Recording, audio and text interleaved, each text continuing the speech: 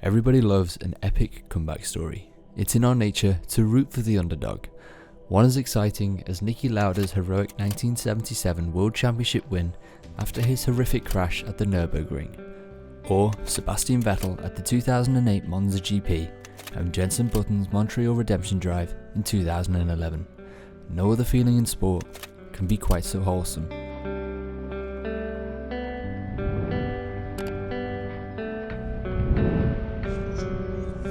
Hoping to join that same list is Williams, the great British team that was once a frontrunner of Formula One.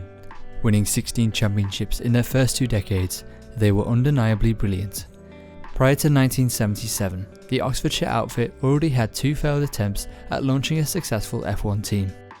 Lessons had been learnt in the years building up to 1977. Harsh lessons no less, but ones that went on to define their DNA. To begin their transformation, a name change.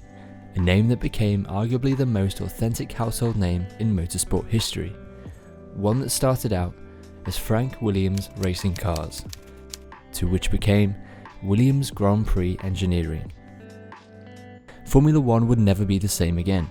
Alan Jones and Carlos Reutemann would lead Sir Frank Williams' team to their maiden back-to-back Constructor Championships in 1980 and 1981. But at that time, it was less to do with their driver's ability and more to do with Williams' engineering brilliance. After parting ways with Canadian millionaire Walter Wolff, Frank Williams enlisted the services of British engineer Patrick Head, who would go on to assume the role of technical director at Williams for the next 27 years. Under his direction, 1977 saw the birth of their first car, the FW6, and from then on, they didn't look back. Williams have since won 16 FIA Formula One World Championship titles, 9 constructors and 7 drivers, ranking them as the 3rd most successful team on the grid today. But there is one very specific trait of the Formula One team which no other team has been able to boast. They are a constructor by definition. With the exception of their Mercedes engine, the outfit designs and builds each individual part of their car, right down to each nut and bolt. F1 is one of the very few open-wheel motorsport series which require teams to produce at an absolute minimum some of their parts themselves. However, Williams' historic independence had been a hallmark of their success during the early years of the sport. Unfortunately, the same can't be said for the last 20. January 1st, 1998. A date which pinpoints the beginning of a downward spiral. The date looms large in F1's timeline, for it is the day of the sport of F1 as a whole changed forever, and Williams' fortunes with it. The previous year, Jacques Villeneuve was crowned champion in a Williams Renault, and the team beat Ferrari to the Constructors' Championship by 21 points, despite the Scuderia enjoying the advantage of having Michael Schumacher at the wheel. The money distribution changed substantially, and the fact that where Eccleston had previously acted in the interests of Formula One Constructors Association, he had now acted in the interests of his family's trust, which held the commercial rights to Formula One. But how did that affect Williams? Where before the team shared 85% of F1's underlying revenues, from January 1st, 1998, Eccleston retained around 77% of the sport's income, meaning 12 teams received just shy of 2% each. This left a huge hole in Williams' budget, as they didn't have the luxury of relying on manufacturing sales like other constructors in the sport. Most outfits then sold out to wealthier teams. Renault acquired Benetton, Mercedes bought significant shares in McLaren, Stewart sold to Ford Jaguar, and Tyrrell to British American Tobacco. The rest, bar Ferrari and one proprietary team, either folded or struggled to make ends meet. Unlike many of them, Williams' revenue comes not just from prize money and sponsorship, but also from an advanced engineering division that brings technological developments from F1 to other industries. Their innovations include aerodynamic devices resembling the wing of an F1 car, which clips to the refrigerator shelves in supermarkets and channels the flow of cold air onto the products. These innovations diversified Williams' revenue streams and helped to keep its wheels turning. Into the early 2000s, BMW decided to cut ties with Williams following their penultimate victory to date at Interlagos 2004. even after the German manufacturer decided to pull their investments and acquire Sauber, which led to the curtailment of their partnership, though through it all, Williams stuck to its constructor model, producing virtually the entire car in-house, sourcing only engines from outside, either on a works basis or as a customer. They went totally against the grain of the rest of the paddock. The first team to adopt a BT model was Force India, which in 2009 signed a deal to acquire complete back-ends from McLaren, which also seconded senior engineers to oversee the team. Peter Sauber reacquired his team, struck a similar deal with Ferrari, and Haas, as we know it, went one further in its relationship with the Black Stallion Group. The net result is that of the 10 teams on the current grid, 3 became A teams, 4 are effectively satellite teams fed by their respective motherships, and the other 2 are backed by wealthy states and/or car manufacturing sales. Williams has neither of those, singling themselves out as the black sheep. Williams, larger than the satellite teams, yet smaller than the major teams, finds itself outdated and unable to challenge.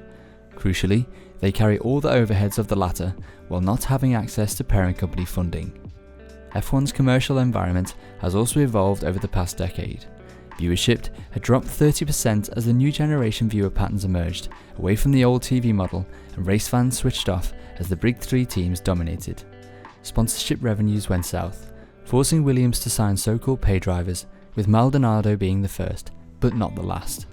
Where once sponsors were blue chip, now they're becoming startups. All the while the big 3, against whom Williams had once fought so valiantly, pulled bonuses that alone substantially exceeded Grove's performance-based income. Where once the legendary Williams team was spoiled for choice, having the pick of Ayrton Senna, Nigel Mansell and Alain Prost, 2018 the lineup saw a toss-up between Sergei Sirotkin and Robert Kubica, with Lawrence Stroll's billions covering the primary seat for son Lance. There begins the inescapable downward spiral of a team becoming a stepping stone in the series, rather than a destination for future talent. Coupled with the changes of the financial tide are the inexcusable ball droppings. Most notably, 2019's pre-season testing at the Circuit de Catalunya. The team arrived 3 days late. Team principal Claire Williams described it as not just disappointing, but it's embarrassing. The cracks were beginning to show, as some of their parts were thought to have been developed late in order to meet new regulations. Ultimately, the buck stopped with Paddy Lowe, Williams' then Chief Technical Officer. He was subsequently placed on leave before resigning months later in June. A miserable season saw Williams manage just a single championship point, the lowest point in the outfit's history. They'd hit rock bottom. But as the saying goes, it is always darkest before dawn. It was time for them to re-evaluate their internal processes and structures and improve. Patrick Head was then drafted in on a consultancy basis. They appointed Simon Roberts to the newly established position of Managing Director F1, and the team brought in engineer Doug McKeenan from McLaren. They also hit the ground running in testing in 2020, although the 2020 season hangs firmly in the balance and is yet to provide any indication of Williams' improvements. It's clear to see there are promising signs on the horizon. When the new regulations finally come into effect in 2022, Williams will more than likely benefit the most. Their 2019 budget came in at a lowly $132 million, a whopping $350 million less than the championship giant Mercedes. Claire Williams told German outlet Blick that except for the top 3 teams, nobody will win in the future.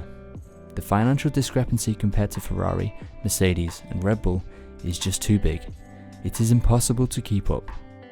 If Williams continues to be outspent, their chances of winning reverse, and so does its earning potential from sponsorship and prize money. It explains why Claire recently said that if the plan to cap budgets fail to materialise, Williams will have to consider its future in F1. If I look at it from my perspective, if we don't do this, then Williams will have to close the whole company. I was very positive about it, but then there are some people that are very negative about it.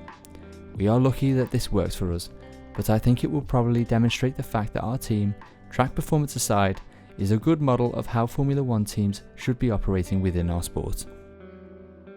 It seems as though the future of Williams is pinned on just one 2022 regulation change, and whether it is implemented in the way that most of us would expect. If it isn't, Williams may live up to their stubborn reputation, and close the curtain on their entire operation.